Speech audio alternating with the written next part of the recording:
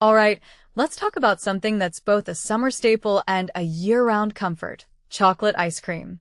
But here's the twist. We're not just talking about any chocolate ice cream. We're diving into why a store-brand version, specifically the 365 by Whole Foods Market, has earned the top pick from Consumer Reports. Personally, I think this is fascinating because it challenges the idea that you need to splurge on premium brands to get something truly great. What makes this really interesting is that in a blind taste test of 11 brands, this store-brand ice cream stood out for its thicker texture and pronounced chocolate flavor without being overly sweet. That's a big deal because, let's be honest, most store brands tend to cut corners on quality. But here, Whole Foods seems to have struck a balance between affordability and taste, though, let's not forget, it's still on the pricier side for a store brand at just over $5. This raises a deeper question. Are we paying for quality, or just the Whole Foods name? Now, if you take a step back and think about it, the fact that a store brand is competing with and even outperforming some mainstream names like Breyers is pretty significant.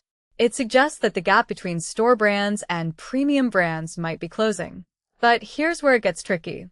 When you compare it to truly premium brands like Tillamook or Bluebell, the conversation shifts. Tillamook, for instance, uses a simple ingredient list with more cream and egg yolks, giving it a velvety, custard-like texture.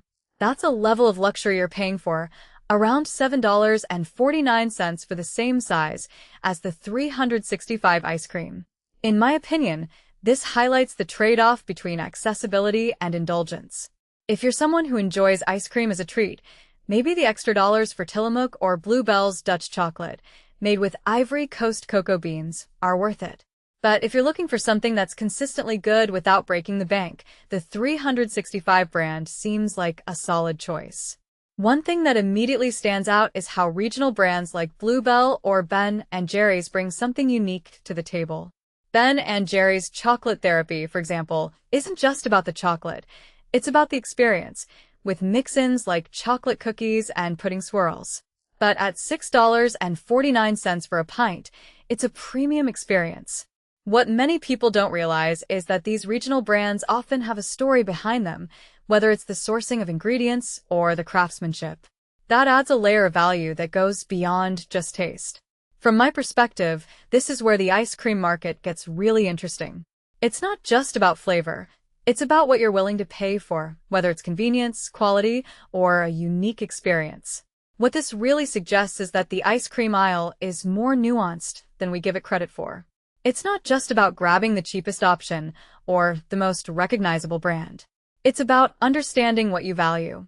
Personally, I think the 365 by Whole Foods pick is a win for those who want something better than the average store brand without stepping into the premium price range. But it also makes me wonder, as consumers, are we becoming more discerning about what we eat, or are brands just getting better at meeting our expectations? Either way, the next time you're staring down that freezer aisle, remember, there's a whole story behind every scoop. And maybe, just maybe, that store-brand chocolate ice cream deserves a spot in your cart. So, here's my closing thought. Ice cream is more than just a treat. It's a reflection of our priorities. Whether you're team store brand, premium, or somewhere in between, there's something out there for everyone. But the real question is, what's your scoop? Let me know in the comments below. And hey, if you're feeling adventurous, maybe give that 365 by Whole Foods a try. Who knows? It might just become your new go-to.